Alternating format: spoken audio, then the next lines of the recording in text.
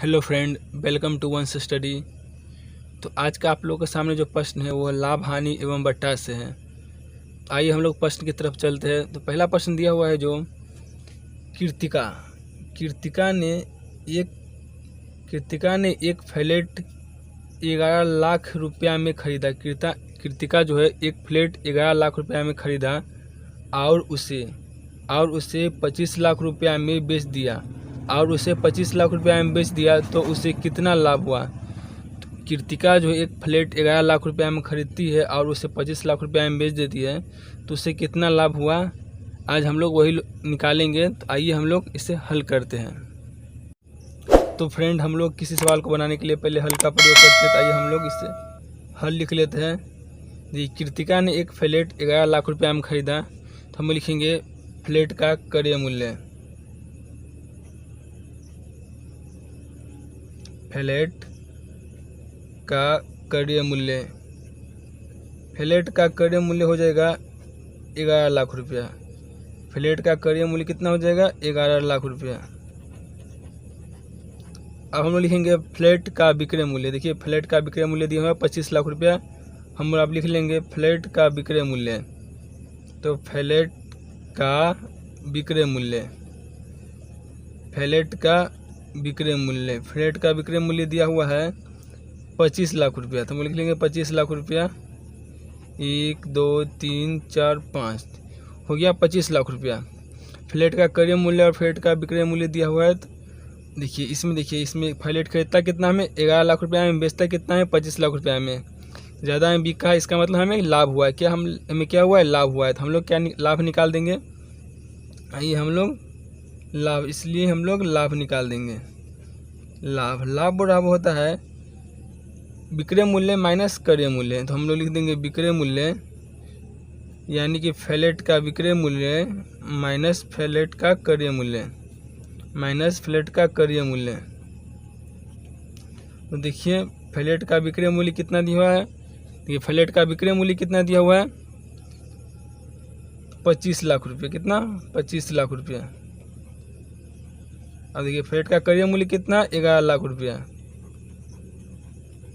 देखिए हम लोग इसे घटा देंगे, कितना हो जाएगा?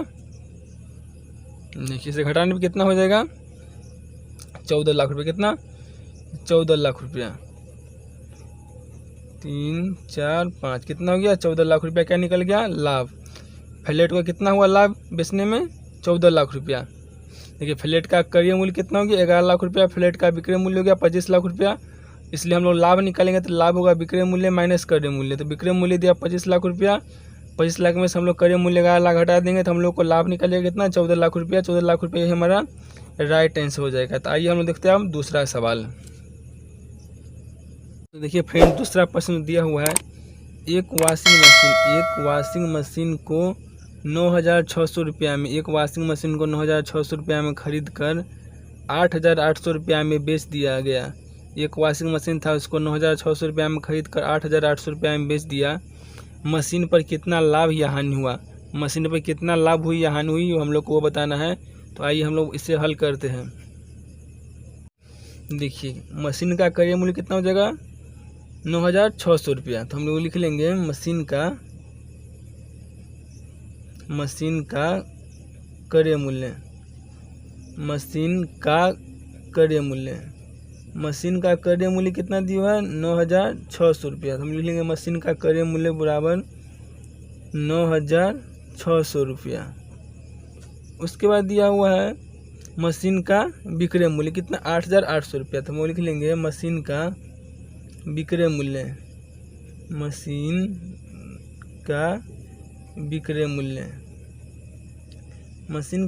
मूल्य दिया हुआ है 8,800 रुपया।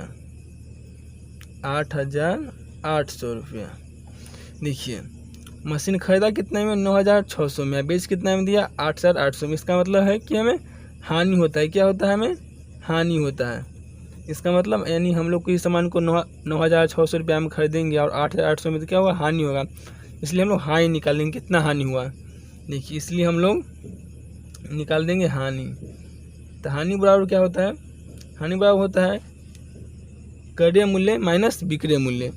क्रय मूल्य कितना दिया हुआ है 9600, विक्रय मूल्य कितना दिया 8800। तो हम लिख लेंगे हानि बराबर क्रय मूल्य माइनस विक्रय मूल्य।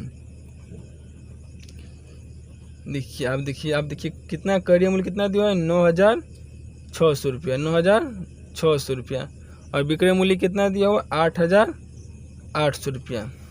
अब हम लोग इसे घटा देंगे क्या, अब हम लोग इसे घटा देंगे। देखिए घटाने में कितना होगा, देखिए शून्य में शून्य गया शून्य, शून्य में शून्य गया शून्य, कितना 6 में से 8 नहीं कटेगा, इसे हासिल कितना हो गया 16 में से 8 गया 8, ये कट गया, यानी कितना हो गया 800 रुपया। 800 रुपया हमें क्या हुआ हानि हुआ, हमें हानि कितना हुआ 800 रुपया, कितना 800 रुपया हमें हानि हो गया। यही हमारा राइट से क्या हो जाएगा 800 रुपया। 800 रुपया का हमें हानि हो गया। आपको पूछ रहा था कितना लाभ अथवा हानि हुई, तो हमें हानि हो गई कितना का 800 रुपया का। आइए हम देखते हैं अगला प्रश्न। देखिए फ्रेंड, अब हम लोग तीसरा प्रश्न को हल करते हैं। उससे पहले आप लोगों से अनुरोध है कि जो लोग हमारे चैनल को सब्सक्राइब नहीं किए वो लोग हमारे चैनल को सब्सक्राइब कर दीजिए, ताकि नया अपडेट आपके पास जाते रहे, और अपने दोस्त को भी शेयर कर दीजिए ताकि वो भी जान सके। आइए हम ये क्वेश्चन पढ़ते क्या दिया। देखिए एक पुस्तक का सूची मूल्य कितना दिया हुआ 250 रुपया। एक पुस्तक का सूची मूल्य 250 रुपया है। विक्रेता इस पर ग्राहक को 50 रुपया की छूट देकर बेचता है।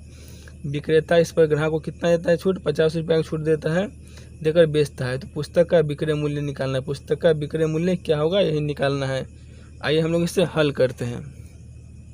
फ्रेंड, इस सवाल को हल करने के लिए हम लोग पहले यहाँ पे हल का प्रयोग करते हैं, जो मैंने पिछले साल में बताया था। यहाँ पर हम लोग हल लिख लेते हैं। उसका देखिए, उसका दिया पुस्तक का सूची मूल्य कितना दिया हुआ, हम लिख लेंगे पुस्तक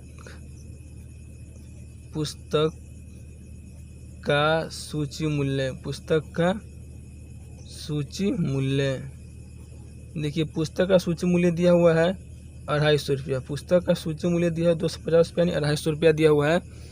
उसका देखिए, उसके बाद देखिए आगे दिया हुआ है विक्रेता इस पर ग्राहक को 50 रुपया की छूट देता है। कितना छूट देता है लिखेंगे, उसका हम लोग लिखेंगे छूट कितना है 50 रुपये, कितना 50 रुपया।